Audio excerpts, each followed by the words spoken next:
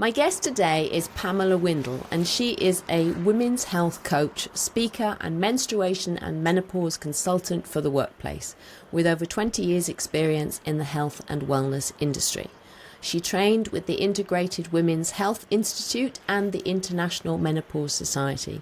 She's an advisor to the British Standards Institute for the new standard on menstruation, menstrual health and menopause in the workplace, which is how we met, because I was on that panel too. Welcome, Pamela. Oh, welcome.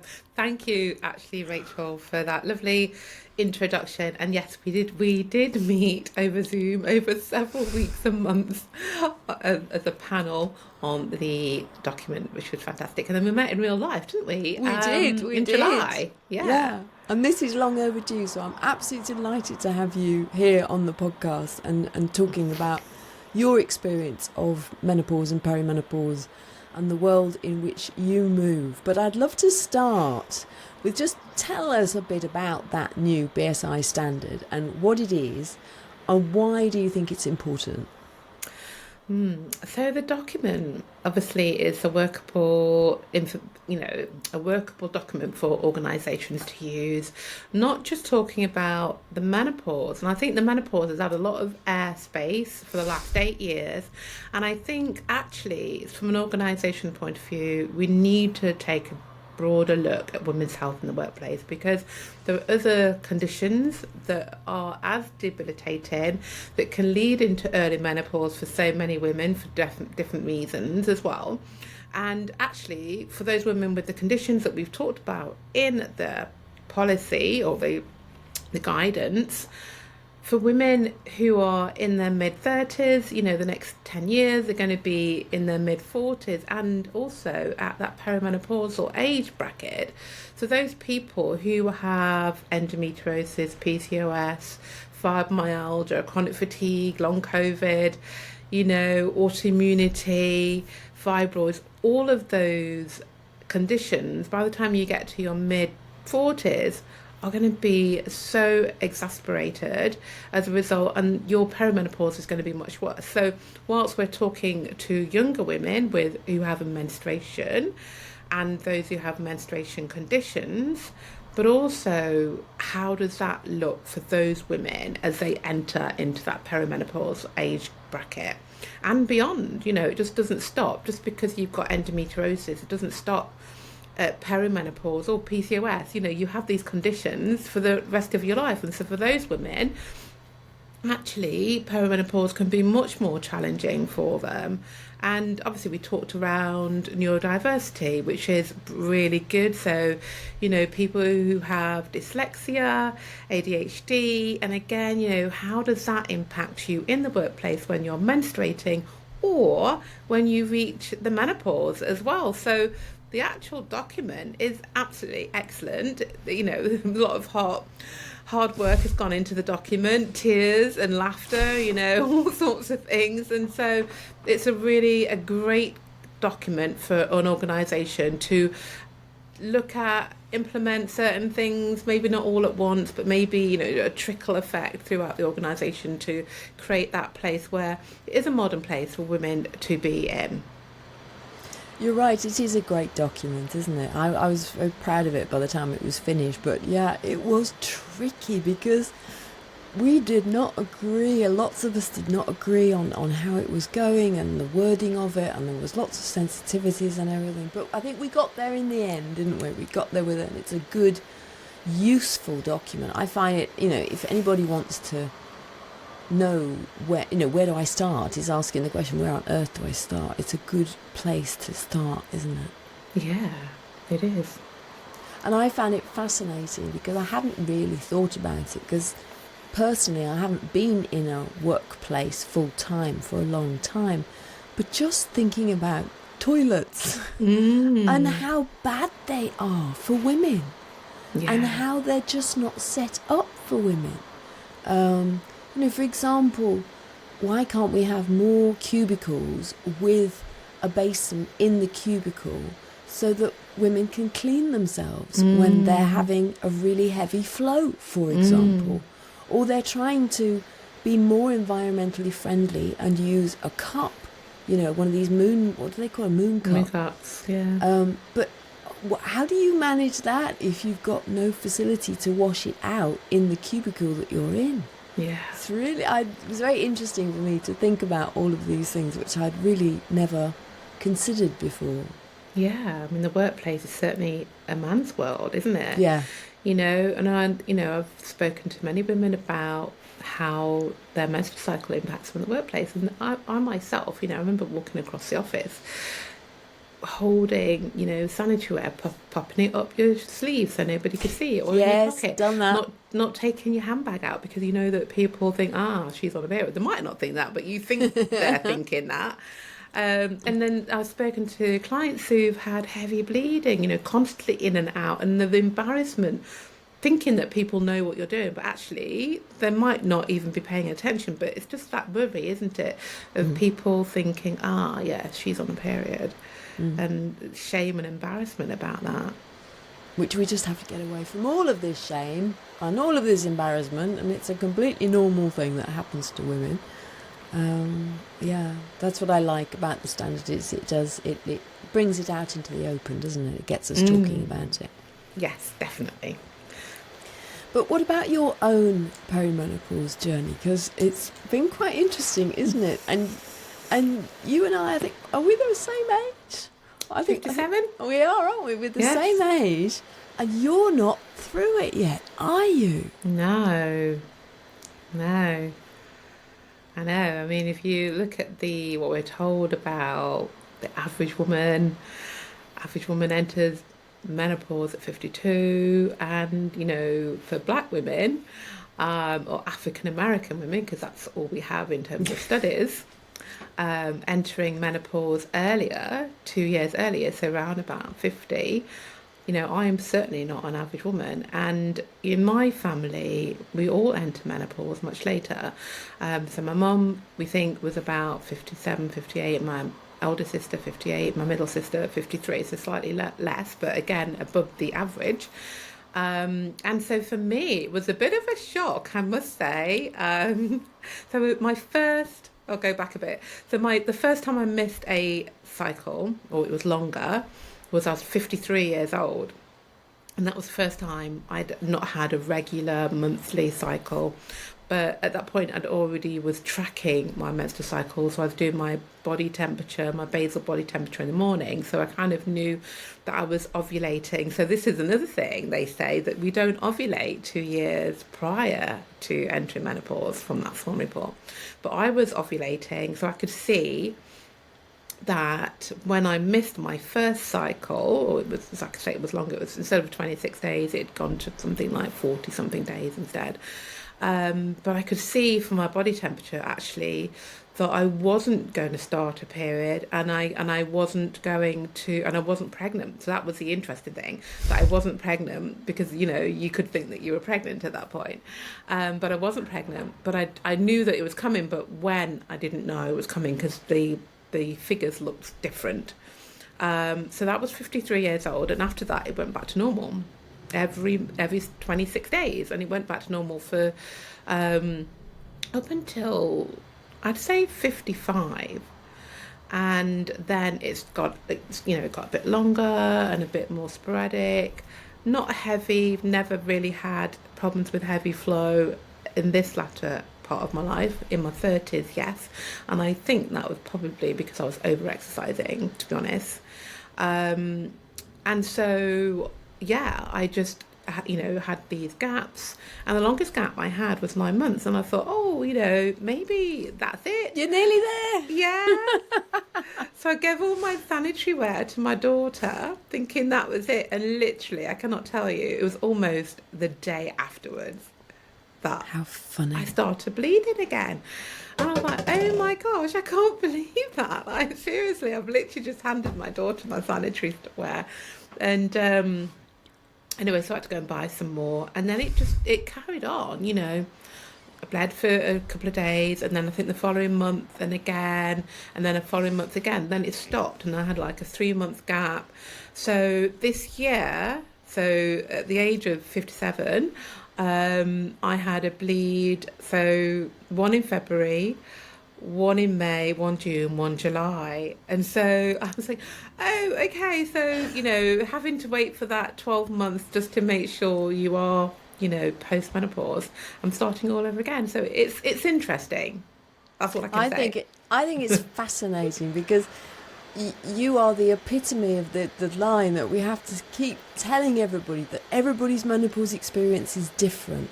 And people delight in putting women into boxes, and we'll talk about that in a little bit, won't we? We'll say this kind of woman has this experience and that kind of woman has that experience.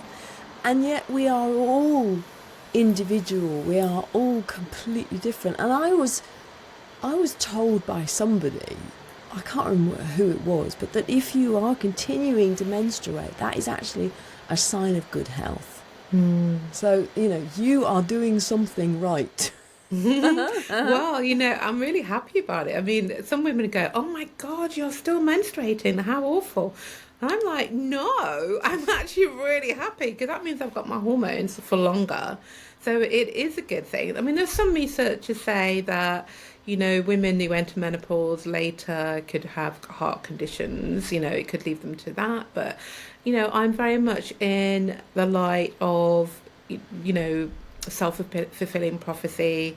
I really look after myself. So just because research says this thing doesn't mean that it's going to happen to me.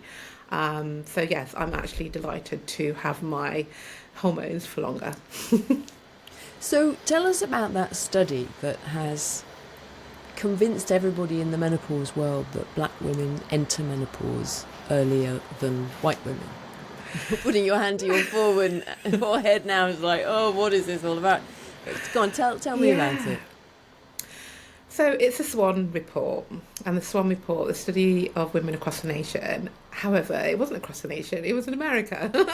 But it was white American women, African American women, and also Hispanic women.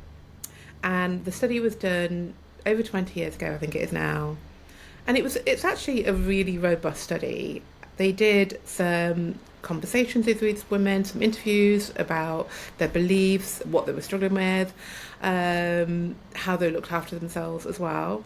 And then they also did some urine samples as well. I don't know how often they captured the urine at all, but that was it. So, actually quite a robust study. And so the findings, what they found was that African American women, along with Hispanic women, towards the last 2 years of their menstrual cycle or before they reach menopause, so essentially perimenopause, is that they don't ovulate. They have fewer ovulations during that period, and also post-menopause. So after they reach menopause, then they have less estrogen as a result of that. So it's like you've got a decline of estrogen 2 years prior, and then a further decline post-menopause for 2 years. And then they said that black women enter menopause earlier than any other race. I think it was at 49.9 years old. And the problems that they experienced were problems with sleep, problems with weight, problems. No, they didn't report to have sexual problems, which I thought was quite interesting, because black women are meant to be, glamorous and God, what's the word? Procreative, going back to the slave days, how black women were seen as this, I can't even think what the word is, really. Is this brain fog? I don't know. Provocative, do you know what I mean? Sort of glamorous looking woman. But apparently on this study... Do you mean sexually active? Is that where you're going? Yeah. Like more... So on the study, they said that they didn't have problems sexually. Mm-hmm. But then made me think, well, where does this come from? How are they measuring that? So that's made me sort of question the study altogether, to be honest. But anyway, so that's the findings.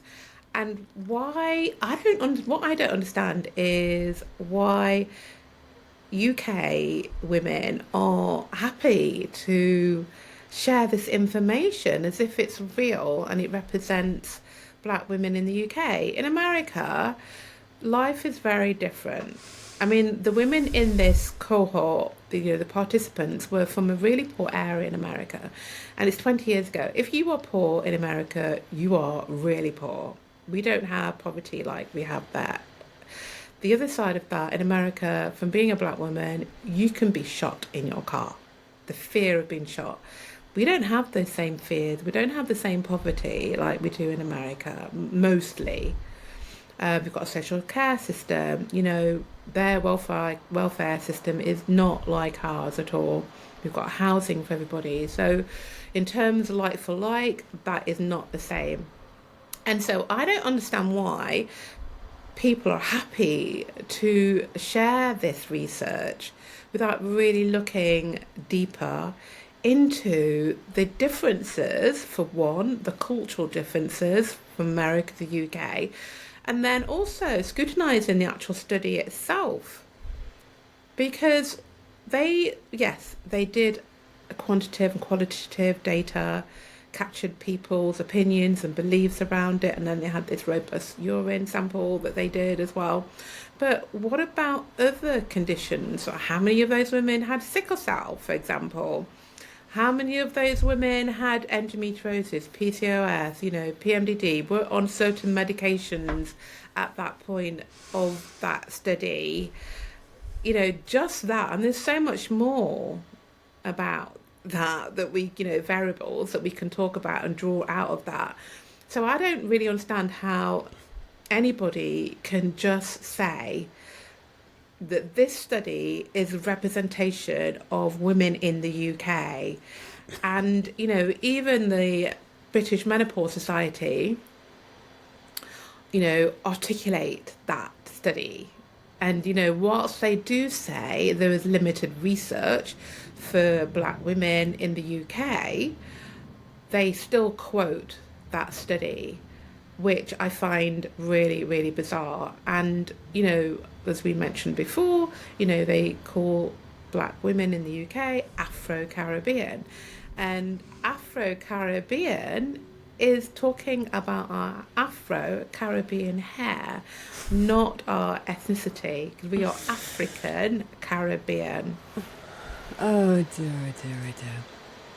I just, when I hear you say things like that, I just think, oh my goodness, we white people have such a long way to go. And we sew up our own backside sometimes about the level of ignorance that we don't want to acknowledge.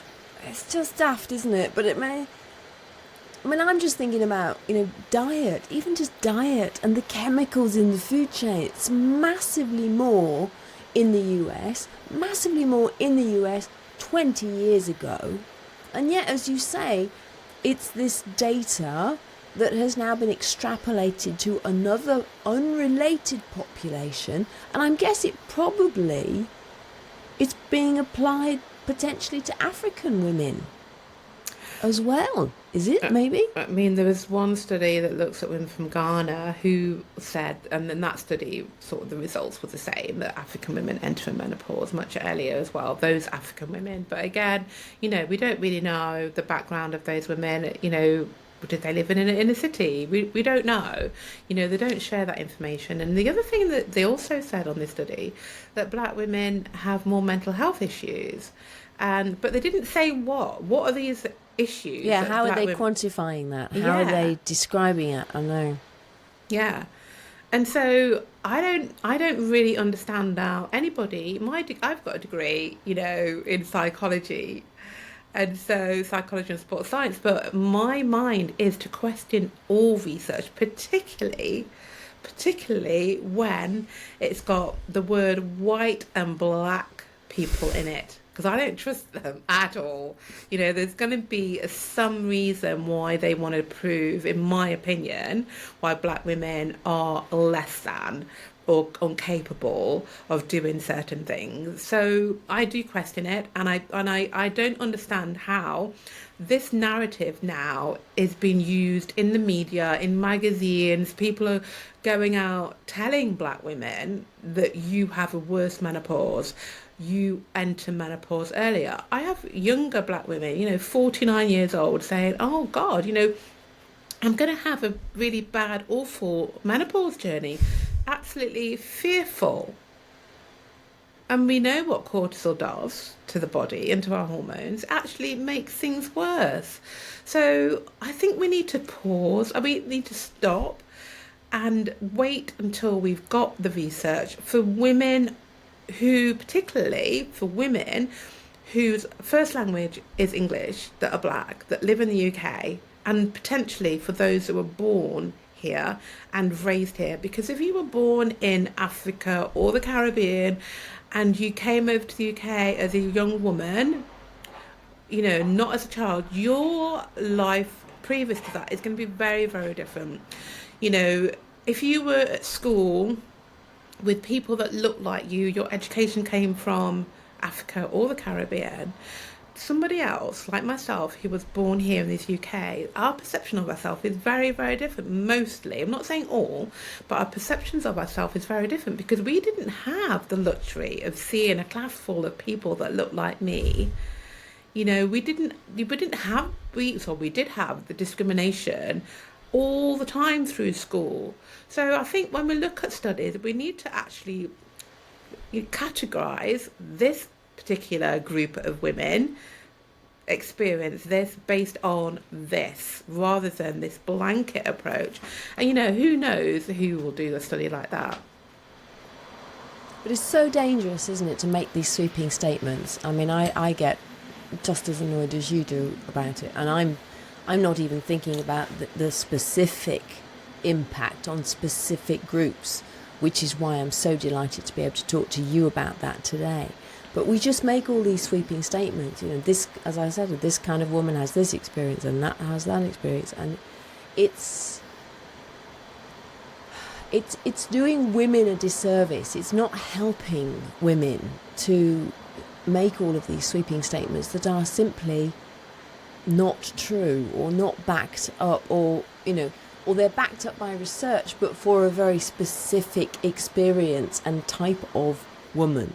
Yeah. That you can't just extrapolate it over to a whole new population and make those comments, because it doesn't make any sense. And as you say, it doesn't help women when they think, I mean, now everybody's so scared of menopause, so they're like, everybody's going to have a terrible experience, and now black women are going to have an even more terrible experience. Yeah. It's like, what are we doing? It's not helpful, is it? Not at all. And funny enough, I did a poll on my social media yesterday on Instagram talking about research. And I asked the women, I talked about black women aren't actually asked to be part of research. I've sat on research or webinars from the International Menopause Society, and when they're looking at cardiovascular health or lipids, cholesterol, and I say, well, who are the participants? What ethnicity are they? Well, they're all white women. So even today, black women aren't invited into research. But then there's the other side. Are black women willing to go into research? And I asked that on my polls, and 100% of them said yes. But then 75% of them said, well, depends who's doing the research. And I think this is based on historical medical violence, that when I say historical, not that historical, Harriet Lake's body, her cells, 1951, her cancer cells were removed from her body without her permission, without her knowledge. And yes, it's created that groundbreaking, changed medicine around women's health and cervical cancer, but they didn't feel that they could ask her. They stole her cancer cells. I mean, how it's shocking. It was a violation, wasn't it? Yeah. And then Sarah Bartman, I don't know if you know about Sarah Bartman, her body was dismembered for science because she was unusual. Her body shape was unusual. And so her body was dismembered as a result of that. And, we can go back even further. So we're now aware of what science means for women that look like me or people that look like me. So I think representation, who's asking the question, actually will make a big difference and make women who look like me feel like they're going to be heard and not be judged, and that research isn't going to be used against them as a weapon. I think that's very interesting and important to hear, actually, because I know Professor Joyce Harper at University College London has tried to do research into the black women experience in the UK of menopause. And I know she struggled to find women who would take part in the research. And I had not thought about the possible reasons why black women don't want to do that. And that, yeah, there is so much history, isn't there? And there's so much historical racism and bigotry against black women. And still the myths, that awful myths like black women have a higher pain threshold. And we still see, we see, don't we, that I think it's more black babies die than white. Because of this so-called thinking that black women don't need so much help giving birth. I don't know whether I'm getting that exactly right, but that is a perception that I have encountered. Yeah, it was 5 times more. Apparently, I found out only last week, actually, the numbers have gone down, so the figures are dropping, so which is good. But still more babies are being born stillbirth. So women aren't dying 5 times more. I don't know what it is, but that's a reduction, which is good. But still, there's an increase in babies dying at stillbirth as well. And so there is perception, about the black strong woman. Black women don't feel pain, and this goes back. This is historical. So research and black women, don't go hand in hand. So there needs to be some sort of shift to whoever's doing the research needs to look like someone like themselves. And when we talk about representation, in the medical system, it's only 2023 that medical illustrations of the body are only just done in black and brown skin. Up until that point, it was purely white-skinned people. So, I mean, it's 2023. It's just shocking, isn't it? When It we is hear shocking. things like that. It is shocking. It is really, really shocking. Yeah, we've got a long way to go. We really have. And the whole, representation. I was going to ask you, how do you feel? Do you feel it is getting better? I feel so, as you know, I've been talking about perimenopause and menopause for 8 years now. And I remember back in those days trying to find images that were a bit more diverse. There wasn't anything. I couldn't find images on Google of black women at all.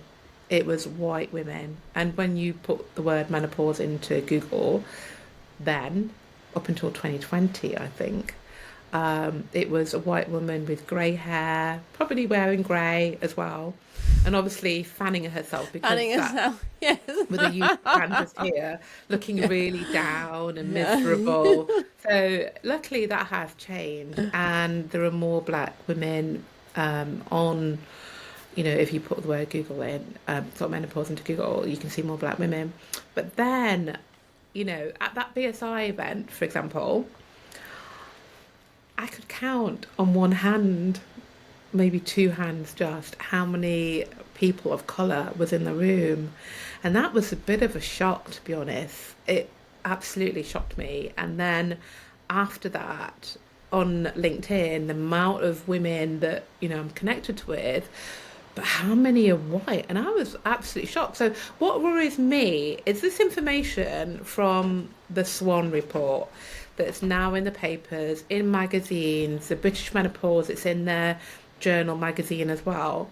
if these women, white women, who are delivering menopause in the workplace are going out spreading this information, not really understanding what it means to women, not having the understanding of, well, actually, it might not be true, questioning things, or how can we help these people? It actually worries me and it frightens me because the menopause space is predominantly middle class white women. And that bothers me. So what can we do about it? Well, conversations like this for starters. Conversations like this is one way. I was invited in to do some training for women of colour yesterday. I won't say who the organisation is, but a pretty big organisation that we all know and love in the UK about that, women of colour and their experience of the menopause and then what they can do about that. And actually, let's say this research isn't true because we don't know right now. What can we do about it more? Keep talking about it. You know, our book that I was part of, Menopause or Black and Menopausal, is a book of 16 contributors that actually talked about their journey into menopause. And at the weekend, I was in London at South Bank at the Black British Book Festival, and we had a stand there, and honestly, we had such a fantastic conversation. And some women that were younger, in their mid early 40s, you know, feeling like something's not quite right, or young girls speaking about their mothers who's struggling and going backwards and forwards to the GP and not really getting any solutions, and how it's affecting their relationship as well. So it was fantastic. So what I feel that potentially has happened, and with Karen Arthur's podcast, it's enabled Black women to start talking now. But I think they need a safe space in which they talk in, because there's some cultural differences, like yesterday on that presentation that I delivered, there's some things that are really culturally appropriate. So a white woman delivering training in the workplace and saying, "Oh, Black women experience this," then what are you as an organisation doing about that? If you're feeding that narrative into your workplace, what are you doing about that? But I kind of feel really uncomfortable about that anyway. You know, why? How can a white woman talk about the Black woman experience? It's difficult, isn't it? Because you've only got one trainer there and they're white. But then any way that they talk about it or present it has got to be, I think, tentatively done and sensitively done without any assumptions whatsoever, because who are you to know? Exactly. I would hope so, but where are they going to get that from? If they're I all know, reading, it's difficult, isn't it? Yeah, if they're you're all just reading the research, then Yeah. what the papers say, and you know what's become. It's the new urban myth, isn't it? Yeah, It's the new menopausal myth. yeah. And so even yesterday, one woman said, "Do GPs know that Black women have a worse menopause?"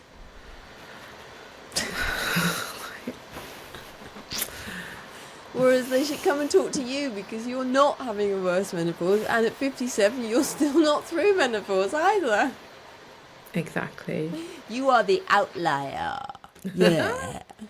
But there's probably loads of outliers. We just don't know about them. Because we go with Yeah. what's the easy narrative, and what's the problem that we can latch onto, and then we can make that into our narrative. And it's lazy. That's what it really annoys me, is it's lazy. It's like, let's just grab this, and it sounds good, and it sounds as if I know what I'm talking about, but actually it's a load of rubbish. Yeah. I remember seeing a newspaper article saying, "Oh, Black and Asian women are going to be left behind because they don't take HRT." Oh, don't get me started on that one. Oh my goodness. Oh. Like, really? Oh, God, I'm sorry. Listeners don't want to hear me get up on that soapbox again. But, oh my goodness me. Well, it's bad enough all the white women are getting left behind who aren't on HRT. We're all going to die tomorrow if we're not on HRT. But if black and South Asian are, is that because they don't want to take the HRT or they can't get it so easily? What is the reason there? So obviously, you know, there's an increase of women taking HRT. I think it's gone up by 13% or something like that. Yes, the Davina effect. Yeah, and of those 13% or the increase, I think it's a really small percentage of black women. I was told it was 10%, but I don't know where that information comes from. But I was told it was 10% of black women across the UK are now taking HRT to manage their menopausal symptoms. Is it because they can't get it? I think they don't want it. They don't want it. Well, they don't like medication, even though HRT has been banded as not being medication. Wrong. Yeah. Pamela, they're just wrong. Yeah. I know. They need to take it, otherwise they're going to fall behind and die. Yeah. Exactly. Any listener that doesn't hear sarcasm in my voice, there's an awful lot of sarcasm in my voice. Just getting that clear. I do not believe you are going to die if you do not have HRT. No, but that's the headlines, you know. It's just awful. And then what does that do for black women who choose, or South Asian women who choose not to take HRT? You're going to be left behind. What does that say? You know, and then how does that ricochet into the workplace? One, you're going to have worse symptoms. Oh my God, you're going to be worse than this woman who's white and you're not taking HRT. I mean, like, seriously, can we employ you? Are you employable? It's shocking, isn't it? Actually, when you extrapolate that through, it is absolutely shocking. There was an article in the papers over the weekend about how, and I think this, that we've made menopause so negative now that who's going to want to employ a menopausal woman, because they're going to be so much trouble, they're going to fall apart, they're not going to be able to cope, and then if they're not white, it's even worse because they won't do what they're supposed to do and have the hormones. Yeah. So God, how can we employ those women? You know, and it just reminds me of a lady within my community who I remember doing a consultation with her, and her boss kept saying to her, he was a female, why don't you go on HRT? Why don't you go on HRT? Now, she didn't want to go on HRT. Yes, she was struggling with hot flushes. It was impacting her sleep and her confidence and her concentration at work. But she didn't want to go on HRT. But the boss, who's female, kept saying, why don't you try it? Why don't you go on it? And actually, I think that's almost stepping on harassment and bullying in the workplace. It's inappropriate. Yeah. That's what it is. It's completely inappropriate.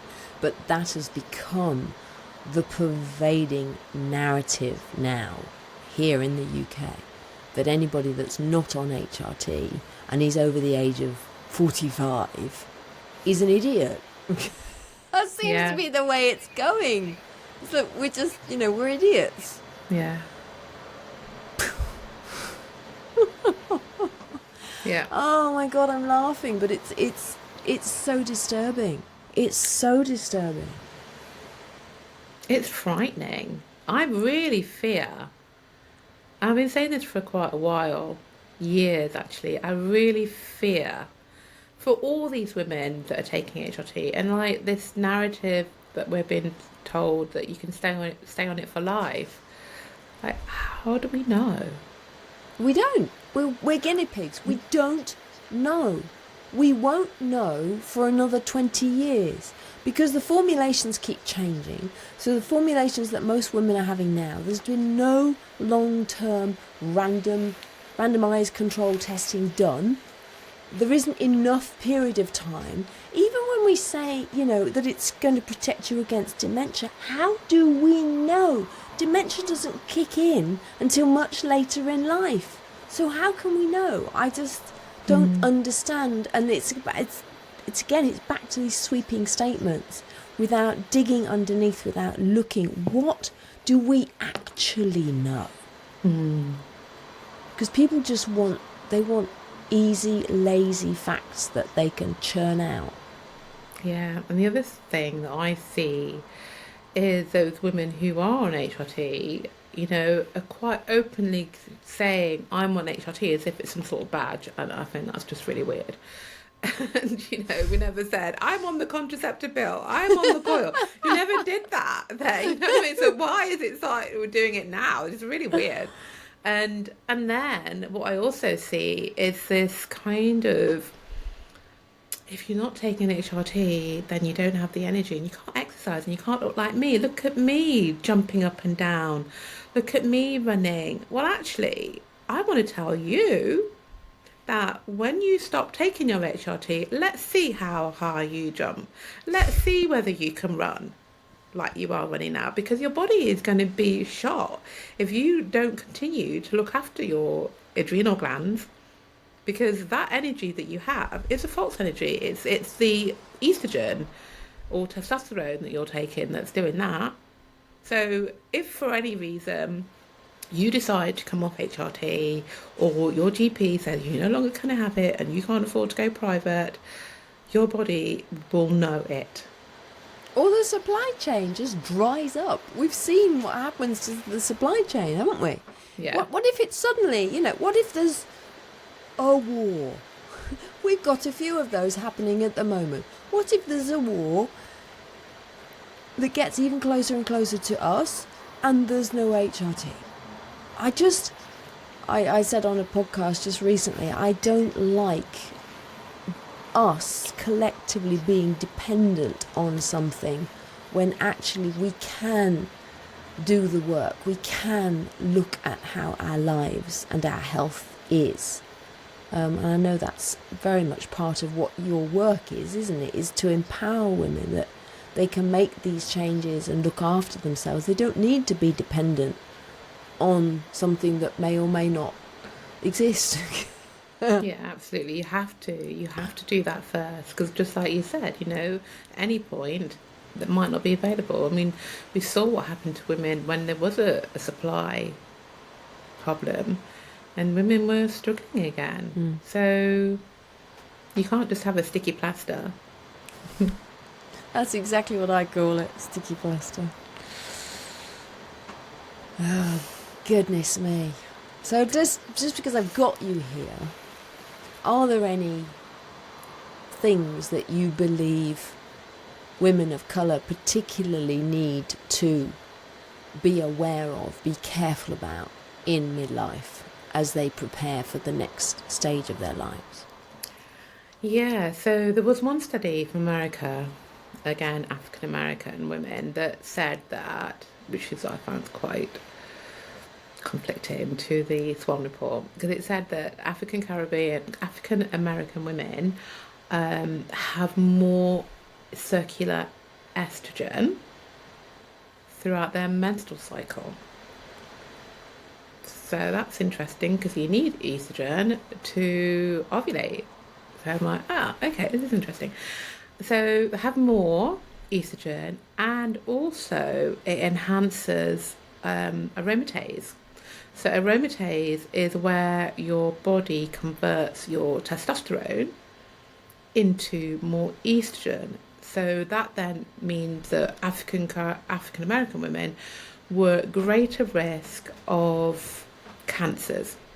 Now, what we do know, developing estrogen-driven cancers, so what we do know, I mean, if that's true, then why isn't there more research? Because we know that for African American and African Caribbean women, when they do get cancer, particularly breast cancer, it's more severe.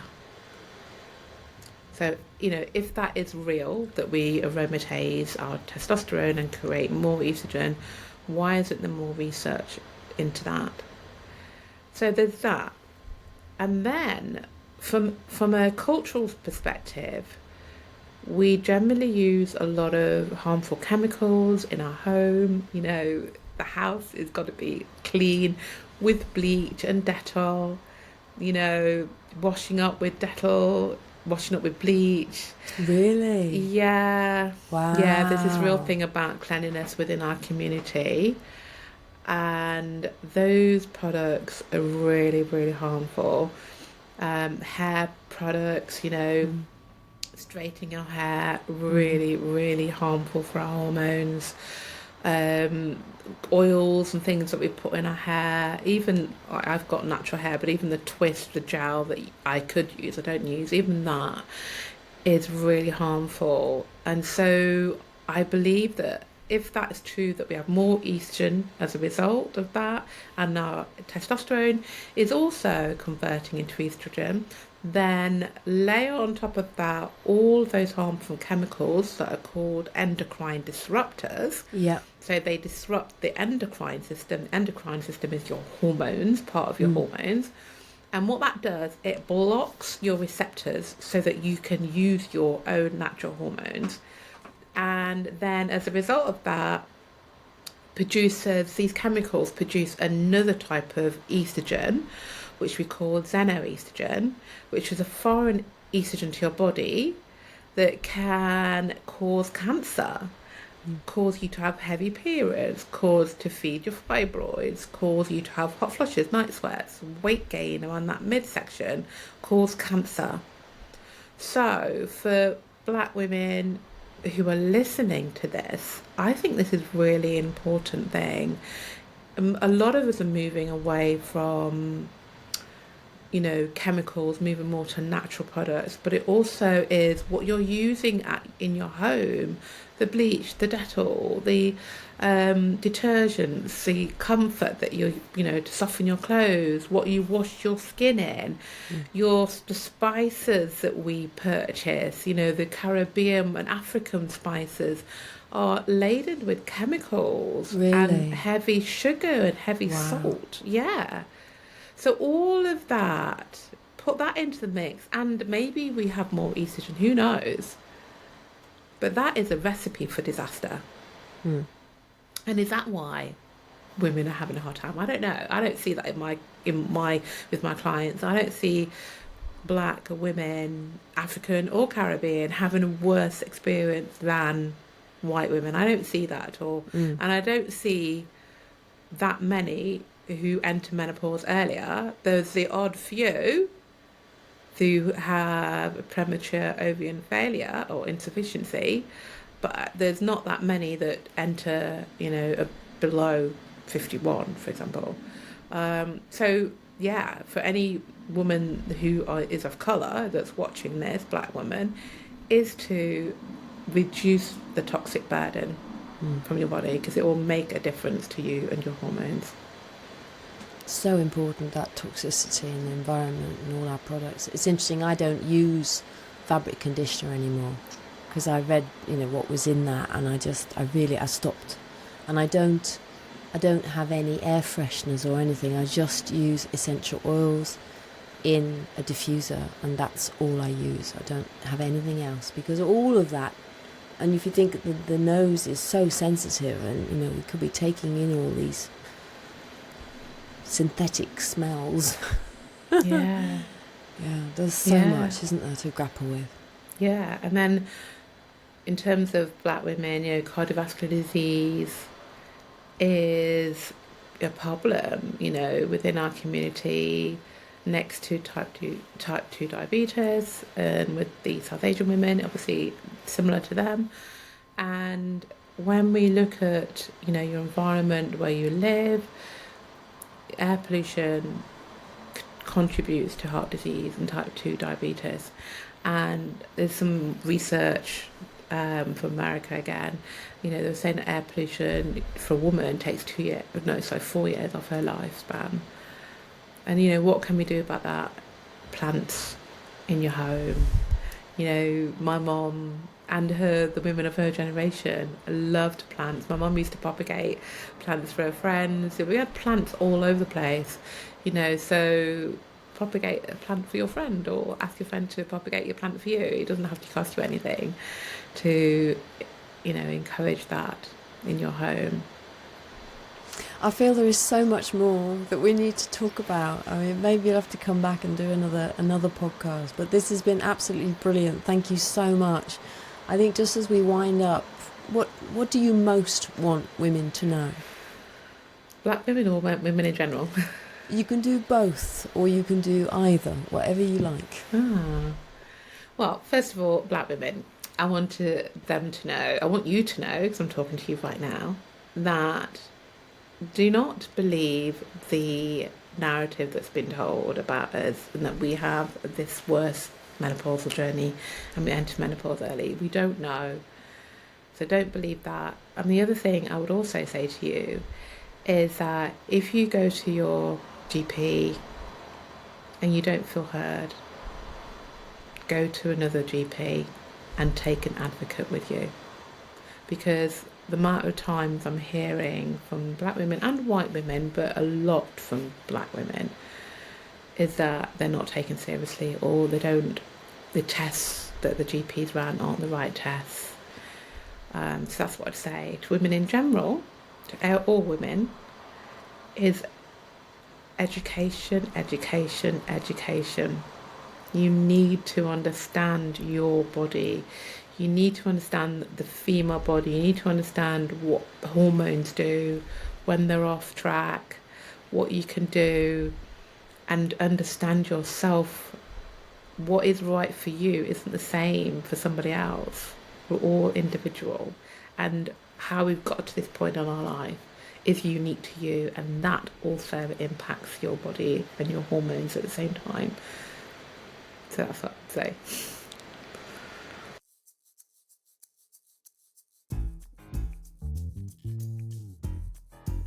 Thanks for listening to this episode of the Magnificent Midlife Podcast. If you enjoyed it, please subscribe, follow, and share it. Also, giving a 5-star review really helps get the word out. You'll find the show notes at magnificentmidlife.com. That's also where you can get my book, Magnificent Midlife, Transform Your Middle Years, Menopause and Beyond. Make the very best of your next chapter. Help me change the world, one magnificent midlife woman at a time.